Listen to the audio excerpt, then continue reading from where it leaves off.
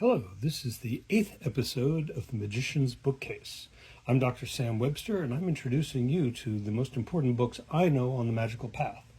We've done a bunch of preliminary things, and now we've started into the actual magical books. We've looked at Iamblichus, we've looked at the Golden Dawn. Now we're going to look at the granddaddy of the Western magical tradition, Henry Cornelius Agrippa.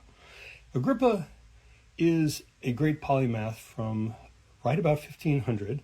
The book actually comes out in about 1535. He writes it at about 1510 in what's called the juvenile edition. More about that in a bit.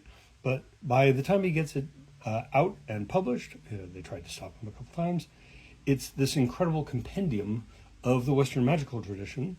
However, it's written in a manner to obscure things, and that's a bit of a challenge. So we'll come back to that in a bit when we start returning to this book. But this is a powerful one, written and assembled by Donald Tyson in this rather nicely annotated edition.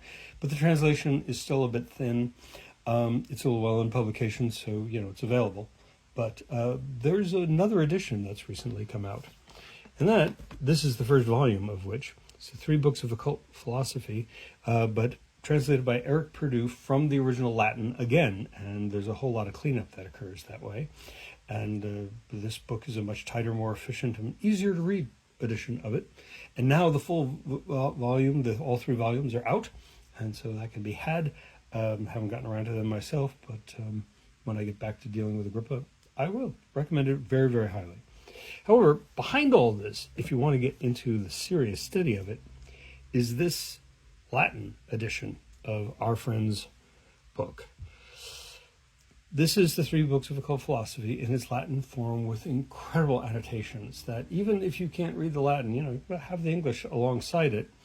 The notations in it explaining where one piece ends and another piece begins and where it all came from is incredibly useful for being able to trace back where Agrippa gets all his stuff.